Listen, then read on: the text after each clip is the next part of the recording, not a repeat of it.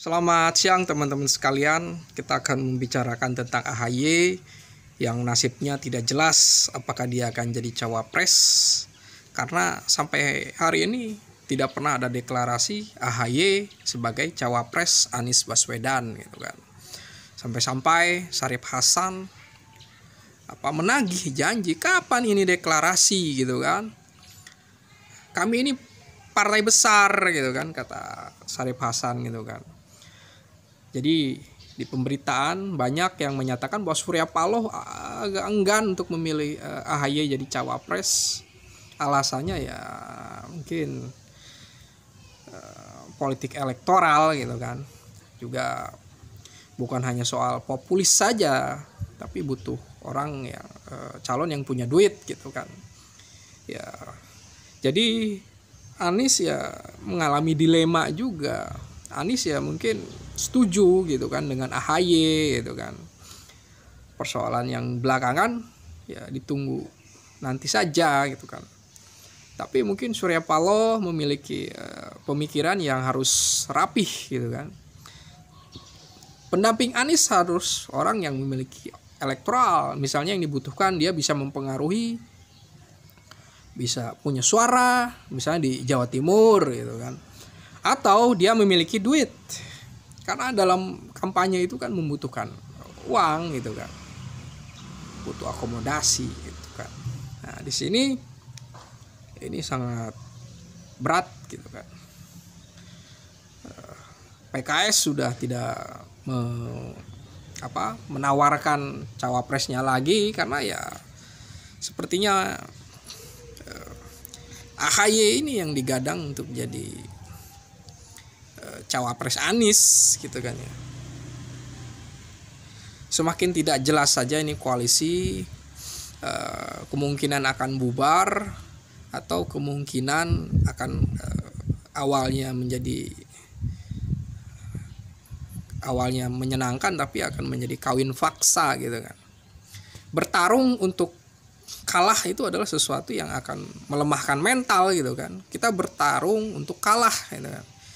Kita udah tahu bahwa popularitas Anies di posisi ke-3 kalau dalam survei gitu kan.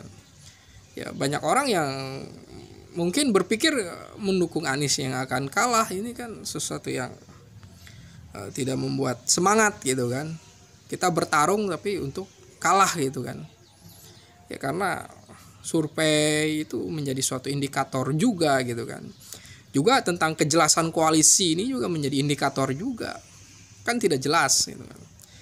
Ada wacana yang masih terdengar bisikan saja gitu kan, bahwa Surya Paloh akan jadi cawapres Anies Baswedan. Wah, ini pasti tidak akan laku gitu karena Surya Paloh tidak ada namanya masuk dalam kriteria atau survei cawapres gitu kan.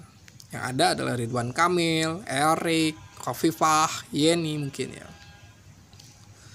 Nah ini apakah akan menjadi sesuatu perjuangan yang sia-sia?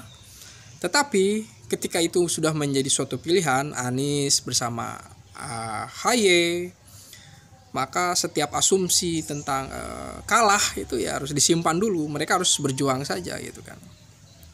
Karena kalau mereka memang memiliki idealisme, mereka tak perlu menyatakan harus takut kalah atau menang gitu kan. Jalan saja gitu kan. Dan itu yang diinginkan oleh Anies Baswedan gitu kan.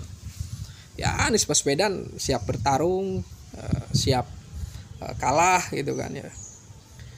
Ya karena ya itu suatu yang realistis di dalam politik gitu kan. Jadi menunda-nunda ini menunggu apa gitu kan. AHY harus mendapatkan kejelasan gitu kan. Jangan sampai AHY mencalonkan jadi cawapres itu adalah suatu mitos gitu kan. AHY jadi cawapres itu 2 kali dipermainkan oleh Prabowo, sekarang oleh Anies gitu kan. Ini menjadi sesuatu yang kalau gagal lagi, ini akan menjadi sesuatu yang sangat psikologis bagi AHY gitu kan. Jadi cawapres aja gagal, apalagi jadi capres nanti gitu kan. Nah ini juga gitu kan, mungkin kalau memang Nasdem menganggap Demokrat itu sebagai teman, ya harus memperlakukan AHY sebagai teman gitu kan, jangan mempermainkan di sana gitu kan. Mungkin itu yang diingatkan oleh Andi Arief kali ya. Jadi di dalam koalisi perubahan itu jangan ada partai pengkhianat gitu ya, yang mengkhianati Demokrat gitu kan. Berteman itu kan tidak boleh ada pengkhianatan. Meskipun di dalam politik itu kita berbicara tentang kepentingan gitu kan. Teman bisa jadi lawan, lawan bisa menjadi teman gitu kan. Yang ada adalah kepentingan yang abadi. Ya ini adalah memang seni berpolitik gitu kan ya. Tapi buat Demokrat, seni pinggirkan dulu.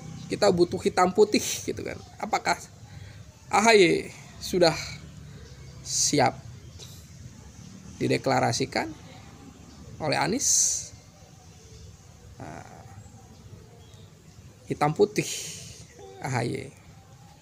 Kita lihat semakin seru saja tentang nasib dari AHY.